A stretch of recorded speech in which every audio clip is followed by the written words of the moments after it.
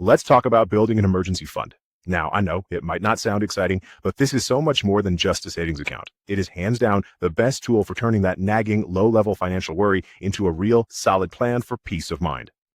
Okay, let's just dive right in with a feeling I think we all know, that sudden pit in your stomach when life just happens, right? It throws a total curveball, and you get that sinking feeling that your finances are maybe not as solid as you'd like.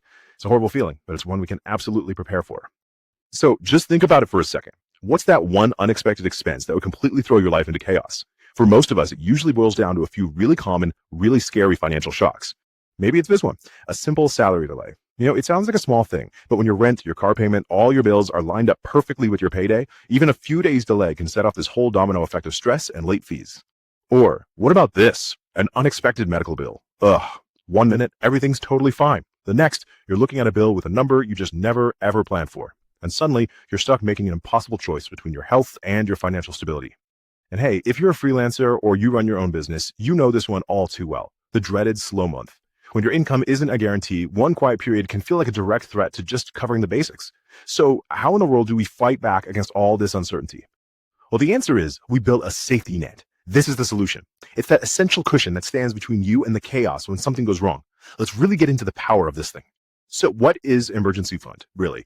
At its core, it's this simple. It's a pile of money with one job, and one job only, to cover big, ugly financial surprises. I like to think of it as your own personal financial first aid kit. Now, I love this quote because it really forces a mindset shift. This money isn't for investing. It's not supposed to be exciting or make you rich. Its entire purpose is to be boring. It's supposed to just sit there quietly, ready to protect you. That's its only job.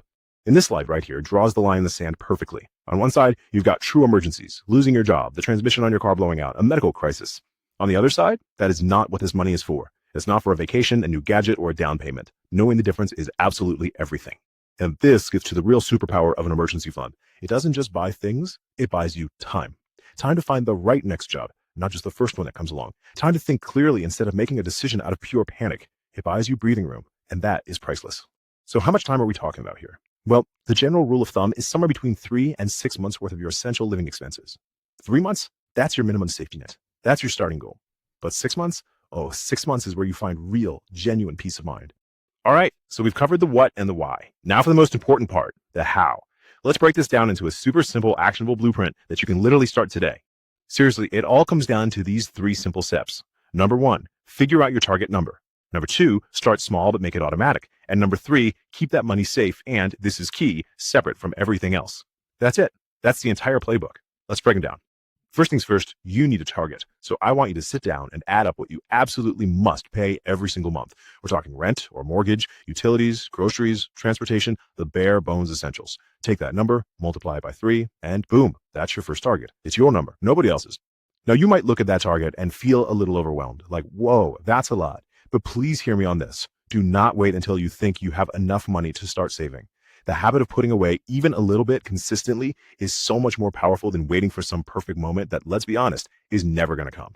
Which leads us perfectly to step 2, put it on autopilot. If you get a regular paycheck, this is easy. Set up an automatic transfer from your checking to your savings for the day after you get paid. That's the classic pay yourself first trick.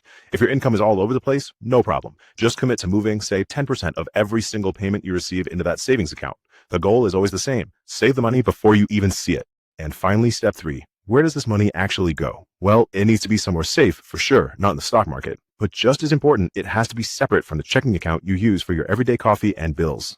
And this idea of keeping it separate is so important. Because after you've worked so hard to build this fund, you have to protect it.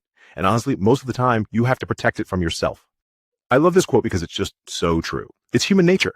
If that emergency money is just sitting in your checking account, a big balance can trick your brain into feeling richer than you are. By putting it in a separate high-yield savings account, you create just a little bit of healthy friction. It makes you pause and ask, wait, is this really an emergency? And as you're on this journey, just keep an eye out for these common traps. Don't start diving into it for non-emergencies. Don't turn off the automation. And look, if you have a setback and have to use the money, that's what it's for. Just make refilling it your number 1 priority as soon as you're back on your feet. So let's bring this all home, because building an emergency fund isn't just about preparing for bad things to happen. It's really about laying the foundation for your entire financial future. This is the key takeaway. Your emergency fund isn't the finish line. It's the starting line. It's the solid ground that gives you the confidence to do other things later, like investing for the long haul. Without this safety net, one bad market day could force you to sell your investments at the worst possible time.